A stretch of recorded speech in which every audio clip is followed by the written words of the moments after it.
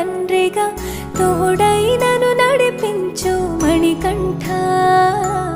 కష్టాలే తరిమినా కన్నీరే ముంచిన నీవే నాకు దిక్కు కదా అయ్యప్ప.